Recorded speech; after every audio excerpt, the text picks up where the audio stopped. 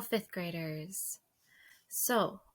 We are now on chapter 15, which is page 76 of the Tale of Despereaux. In the last few chapters, Despereaux was put in jail by his father and the Mouse Council, and his brother is actually one of the guards to bring him to jail, and that was pretty sad.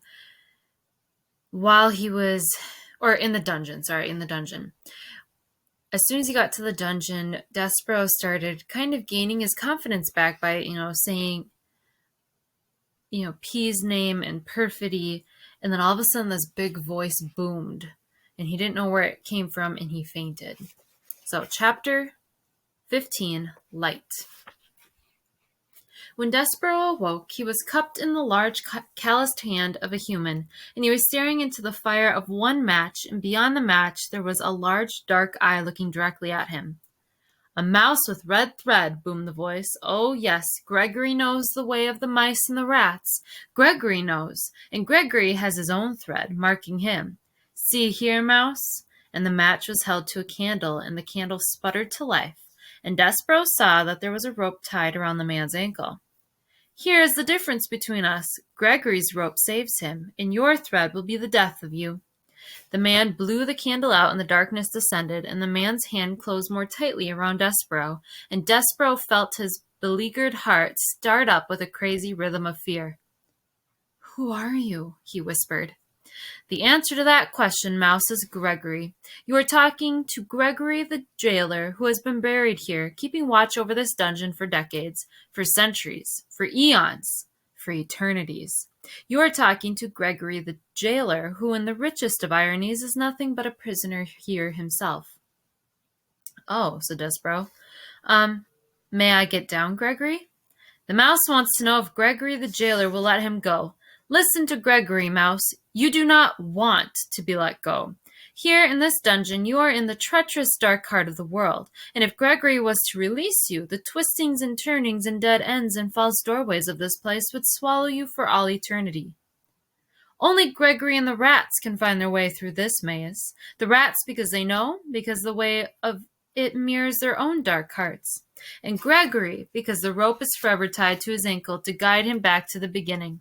Gregory would let you go, but you would only beg him to take you up again. The rats are coming for you, you see." "They are?" "Listen," said Gregory. "You can hear their tails dragging through the muck and filth. You can hear them filing their nails and teeth. They are coming for you. They are coming to take you apart piece by piece." Despereaux listened, and he was quite certain that he heard the nails and the teeth of the rats, the sound of sharp things being made sharper still. "They will strip all the fur from your flesh and all the flesh from your bones. When they are done with you, there will be nothing left except red thread. Red thread and bones. Gregory has seen it many times, the tragic end of a mouse." "But I need to live," said Despereaux. "I can't die."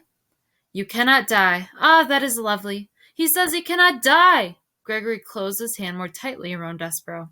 "And why would that be, Mouse? Why is it that you cannot die?" "Because I'm in love. I love somebody, and it is my duty to serve her." "Love," said Gregory. "Love. Hark you. I will show you the twisted results of love."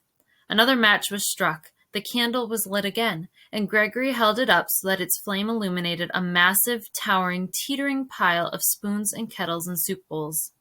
"Look on that, Mouse," said Gregory. "That is a monument to the foolishness of love." "What is it?" asked Despereaux. He stared at the great tower that reached up, up, up into the blackness. "What it looks like. Spoons, bowls, kettles. All of them gathered here as hard evidence of the pain of loving a living thing. The king loved the queen, and the queen died. This monstrosity, this junk heap, is the result of love." "I don't understand," said Despereaux. "And you will not understand until you lose what you love. But enough about love," said Gregory. He blew out the candle. "We will talk instead about your life, and how Gregory will save it, if you so desire." "Why would you save me?" Despereaux asked. "Have you saved any of the other mice?" "Never," said Gregory, "not one." "Why would you save me, then?" "Because you, Mouse, can tell Gregory a story. Stories are light. Light is precious in a world so dark. Begin at the beginning, tell Gregory a story, make some light." And because Despereaux wanted very much to live, he said, "Once upon a time." "Yes," said Gregory happily. He raised his hand higher and then higher still until Despereaux's whiskers brushed against his leathery, time-worn ear. "Go on, Mouse," said Gregory. "Tell Gregory a story." And it was in this way that Despereaux became the only mouse sent to the dungeon whom the rats did not reduce to a pile of bones and a piece of red thread. It was in this way that Despereaux was saved. Reader, if you don't mind, that is where we will leave our small mouse for now, in the dark of the dungeon, in the hand of an old jailer, telling a story to save himself. It is time for us to turn our attention elsewhere, time for us, reader, to speak of rats, and of one rat in particular. End of the first book. And on page 80, you can see Gregory the jailer holding Despereaux up to his ear as Despereaux tells him the story. It says, "Go on, Mouse," said Gregory. "Tell Gregory a story." So, 5th grade. This book is split up into different parts, and they are called books. And so, part 1, if you remember, was A Mouse is Born. So that's book the first. Book the second is, oh darn it, I should have looked up, Chiaroscuro. Okay, I'm looking this one up. I want to make sure I'm pronouncing it right, because that is the name of a character in our book. It's funny how you read a name in your head, and it makes perfect sense to you when you read it, but then if you go to say it out loud, you suddenly second guess yourself. Pronunciation. Ooh, chiaroscuro. Chiaroscuro.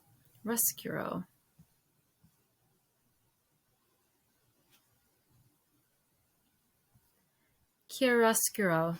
Chiaroscuro. Okay, chiaroscuro. That is the name of our second book. Thank you for bearing with me, 5th grade. All right, so we are on chapter 16, Blinded by the Light. As our story continues, reader, we must go backward in time to the birth of a rat named Chiaroscuro. Chiaroscuro, and called Roscuro, a rat born into the filth and darkness of the dungeon several years before the mouse Despereaux was born upstairs in the light. Reader, do you know the definition of the word chiaroscuro? If you look in your dictionary, you will find that it means the arrangement of light and dark, darkness and light together.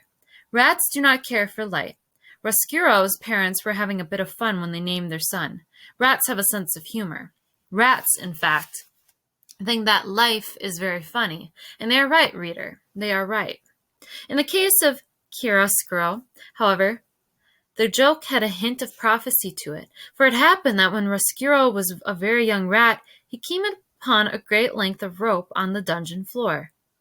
"Ah, what have we here?" said Roscuro. Being a rat, he immediately began to nibble at the rope. "Stop that!" boomed a voice, and a great hand came out of the darkness and picked the rat up by his tail and held him suspended upside down. "Were you nibbling on Gregory's rope, rat?" "Who wants to know?" said Roscuro, for even upside down he was still a rat. "You smart-alecky rat! You smart-alecky rat! Nibbling on Gregory's rope! Gregory will teach you to mess with his rope!" And keeping Roscuro upside down, Gregory lit a match with the nail of his thumb, and then held the brilliant flame right in Roscuro's face. "Ah!" said Roscuro. He pulled his head back, away from the light, but alas, he did not close his eyes, and the flame exploded around him and danced inside him. "Has no one told you the rules?" said Gregory. "What rules?" "Gregory's rope, rat, is off limits." "So? Apologize for chewing on Gregory's rope." "I will not," said Roscuro. "Apologize." "No." "Filthy rat," said Gregory. "You black-souled thing. Gregory has had it with you rats." He held the match closer to Roscuro's face, and a terrible smell of burnt whiskers rose up around the jailer and the rat, and then the match went out, and Gregory released Roscuro's tail. He flung him back into the darkness. "Do not ever touch Gregory's rope again, or you will be sorry." Roscuro sat on the dungeon floor. The whiskers on the left side of his face were gone. His heart was beating hard, and though the light from the match had disappeared, it danced still before the rat's eyes, even when he closed them. "Light," he said aloud. Then he whispered the word again. Light. From that moment forward, Roscuro showed an abnormal, inordinate interest in illumination of all sorts. He was always, in the darkness of the dungeon, on the lookout for light, the smallest glimmer, the tiniest shimmer. His rat soul longed inexplicably for it. He began to think that light was the only thing that gave life meaning, and he despaired that there was so little of it to be had. He finally voiced this sentiment to his friend, a very old one-eared rat named Botticelli Rimorso. I think, said Roscuro, that the meaning of life is light. Light, said Botticelli. Ha, ha, ha. You kill me. Light has nothing to do with it. What does it all mean, then? Said Roscuro. The meaning of life, said Botticelli, is suffering, specifically the suffering of others. Prisoners, for instance. Reducing a prisoner to weeping and wailing and begging is a delightful way to invest your existence with meaning. As he spoke, Botticelli swung from the one extraordinary long nail of his right front paw a heart-shaped locket. He had taken the locket from a prisoner and hung it on a thin braided rope. Whenever Botticelli spoke, the locket moved. Back and forth it swung. Are you listening? Botticelli said to Roscuro. I am listening. Good, said Botticelli. Do as I say and your life will be full of meaning. This is how to torture a prisoner. First, you must convince him that you are a friend. Listen to him, encourage him to confess his sins, and when the time is right, talk to him. Tell him what he wants to hear. Tell him, for instance, that you will forgive him. This is a wonderful joke to play upon a prisoner, to promise forgiveness. Why? Said Roscuro. His eyes went back and forth, following the locket. Because, said Botticelli, you will promise it. Ha! But you will not grant it. You gain his trust, and then you deny him. You refuse to offer the very thing he wants. Forgiveness, freedom, friendship, whatever it is that his heart most desires, you withhold. At this point, in his lecture, Botticelli laughed so hard that he had to sit down and catch his breath. The locket swayed slowly back and forth, and then stopped altogether. Ha, said Botticelli. Ha, ha, ha. You gain his trust. You rescue him, and, ha, ha, you become what he knew you were all along, what you knew you were all along. Not a friend, not a confessor, not a forgiver, but, ha-ha, a rat. Botticelli wiped his eyes and shook his head and sighed a sigh of great contentment. He set the locket in motion again. At that point, it is most effective to run back and forth over the prisoner's feet, inducing physical terror along with the emotional sort. Oh, he said, it is such a lovely game, and it is just absolutely chock full of meaning. I would like very much to torture a prisoner, said Roscuro. I would like to make someone suffer. Your time will come, said Botticelli. Currently all the prisoners are spoken for, but another prisoner will arrive sooner or later. How do I know this to be true? Because, Roscuro, thankfully there is evil in the world, and the presence of evil guarantees the existence of prisoners. So soon there will be a prisoner for me? Yes, said Botticelli Rimorso. Yes, I'm looking forward to it. Ha, ha, ha. Of course you are looking forward to it. You are looking forward to it because you are a rat, a real rat. Yes, said Roscuro, I am a real rat. Concern not at all with the light, said Botticelli. Concern not at all with the light, repeated Roscuro. Botticelli laughed again and shook his head. The locket, suspended from the long nail on his paw, swung back and forth, back and forth. You, my young friend, are a rat. Exactly. Yes. Evil. Prisoners, rat, suffering. It all fits together so neatly, so sweetly. Oh, it is a lovely world. A lovely, dark world. 5th grade, what was happening there? We went from Roscuro thinking light was the meaning of life to wanting to torture a prisoner. All the while, Botticelli was holding a locket that was swinging back and forth, and Roscuro just seemed to be repeating whatever Botticelli said. So what does that tell you? What do you think was happening? Could it be that Roscuro was being hypnotized? Or could it be that he was just so... You know, if you're paying attention to one thing and someone else is talking to you and you're just kind of repeating what they say. You think maybe it was that? Yeah, could be. So I'd say it was probably one of those things. Chapter 17. Small Comforts. Not long after this conversation between Botticelli and Roscuro, a prisoner did arrive. The dungeon door slammed and the two rats watched a man being led by a king's soldier down the stairs into the dungeon. Excellent, whispered Botticelli. This one is yours. Roscuro looked at the man closely. I will make him suffer, he said. But as he stared up at the man, the door to the dungeon was suddenly flung open, and a thick and brilliant shaft of afternoon light cut into the dark of the dungeon. Ah, said Botticelli. He covered his eyes with one paw. Roscuro, however, stared directly into the light. Reader, this is important. The rat called Chiaroscuro. What did I say it was? Chiaroscuro. Yeah, Chiaroscuro did not look away. He let the light from the upstairs world enter him and fill him. He gasped aloud with the wonder of it. Give him his small comforts. Give him his small comfort, shouted a voice at the top of the stairs, and a red cloth was thrown into the light. The cloth hung suspended for a moment, bright red and glowing, and then the door was slammed shut again, and the light disappeared, and the cloth fell to the floor. It was Gregory the jailer who bent to pick it up. Go on, said the old man as he held out the cloth to the prisoner. Take it. You'll need every last bit of warmth down here. And so the prisoner took the cloth and draped it around his shoulders as if it were a cloak, and the soldier of the king said, Right then, Gregory, he's all yours.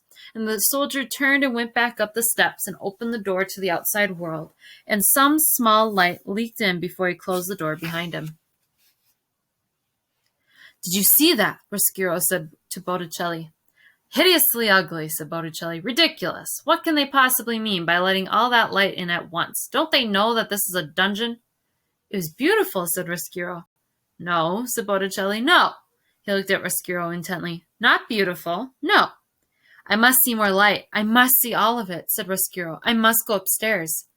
Botticelli sighed. Who cares about the light? Your obsession with it is tiresome. Listen, we are rats. Rats. We do not like light. We are about darkness. We are about suffering. But, said Roscuro, upstairs. No buts, said Botticelli. No buts. None. Rats do not go upstairs. Upstairs is the domain of mice. He took the locket from around his neck. What, he said, swinging it back and forth, is this rope made of? Whiskers. The whiskers of whom?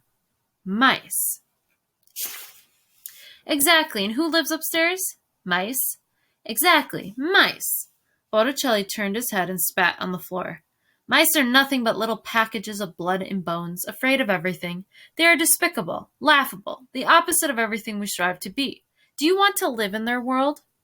Roscuro looked up past Botticelli to the delicious sliver of light that shone out from underneath the door. He said nothing. Listen, said Botticelli, this is what you should do. Go and torture the prisoner. Go and take the red cloth from him. The cloth will satisfy your cravings for something from that world.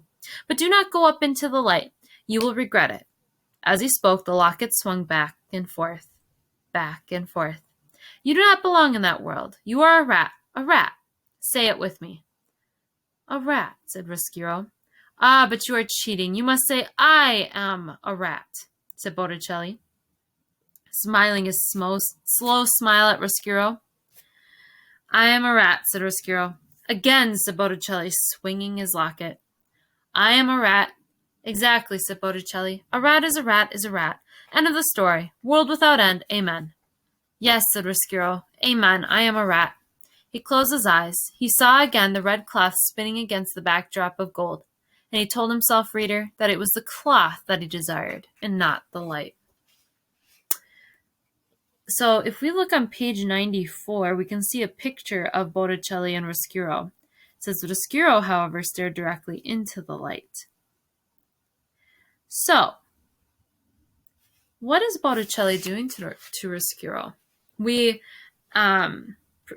kind of guessed what was happening in the last chapter, but what do we know to be sure? What do we know to be true now after Botticelli's actions?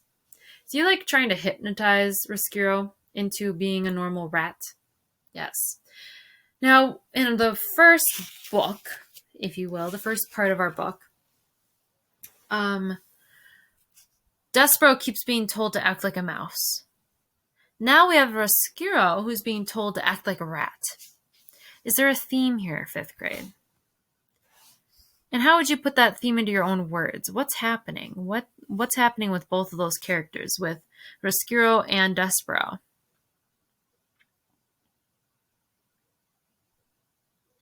Well, neither of them are conforming, right? They're going against the norm. What is I'm using air quotes here, normal.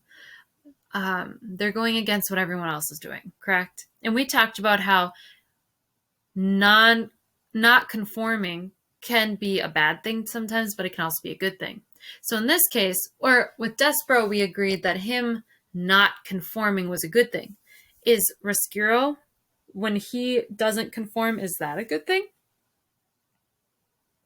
Well, that's your own opinion. That is your own opinion. Chapter 18, Confessions. Rescuro went, as Botticelli told him he must, to torment the new prisoner and to take the red cloth from him. The man was sitting with his legs stretched out straight in front of him, chained to the floor. The red cloth was still draped over his shoulders. Rescuro squeezed through the bars and crept slowly over the damp, weeping stones of the cell floor. When he was close to the man, he said, "Ah, welcome, welcome. We are delighted to have you." The man lit a match and looked at Rescuro. Rescuro stared longingly into the light. "Go on," said the prisoner. He waved a hand in the direction of Rescuro, and the match went out. "You're nothing but a rat." "I am," said Rescuro. "Exactly that, a rat. Allow me to congratulate you on your very astute powers of observation." "What do you want, rat?" "What do I want? Nothing. Nothing for my sake. That is, I have come for you. I have come to keep you company here in the dark." He crawled closer to the man. "I don't need the company of a rat.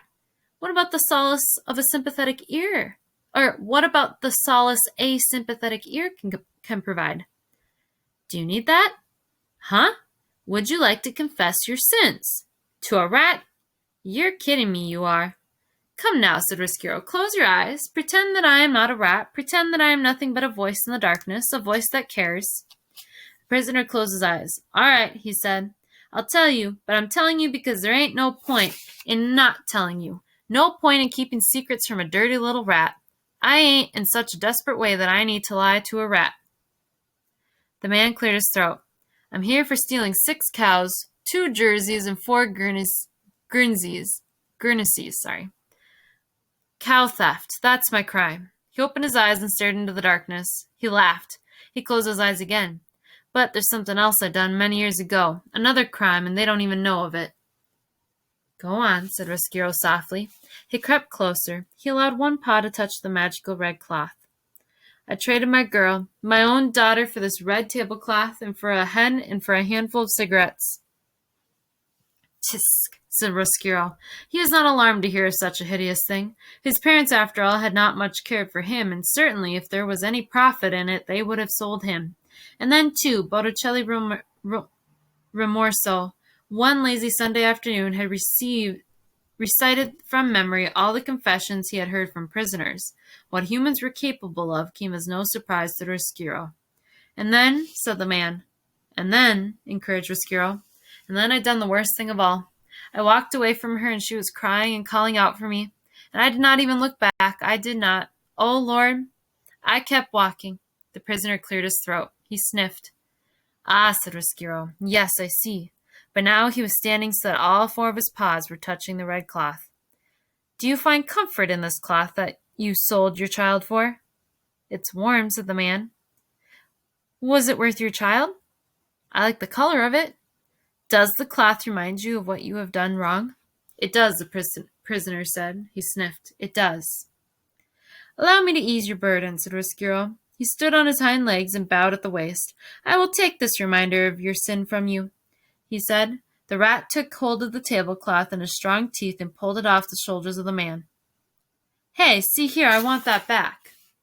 But Rescuro, reader, was quick. He pulled the tablecloth through the bars of the cell and whoosh, like a magic trick in reverse.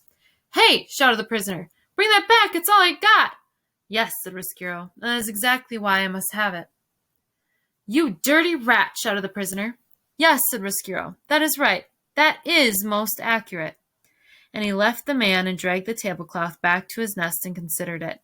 What a disappointment it was! Looking at it, Rescuro knew that Botticelli was wrong. What Rescuro wanted, what he needed, was not the cloth, but the light that had shone behind it. He wanted to be filled, flooded, blinded again with light. For that, reader, the rat knew that he must go upstairs. Ooh, do we think Rescuro's going to eventually make his way upstairs? I guess we're just going to have to keep reading to find out. Chapter 19. Light, light everywhere. Imagine, if you will, having spent the whole of your life in a dungeon. Imagine that late one spring day you step out of the dark and into a world of bright windows and polished floors, winking copper pots, shining suits of armor, and tapestries sewn in gold. Imagine, and while you are imagining things, imagine this too. Imagine that at the same time the rat steps from the dungeon and into the castle, a mouse is being born upstairs. A mouse reader who is destined to meet the light-bedazzled rat. But that meeting will occur much later. And for now, the rat is nothing but happy, delighted, amazed to find himself standing in so much light. I, said Rescuro, spinning dizzily from one bright thing to the next, will never leave. No, never. I will never go back to the dungeon. Why would I? I will never torture another prisoner. It is here that I belong. The rat waltzed happily from room to room until he found himself at the door to the banquet hall.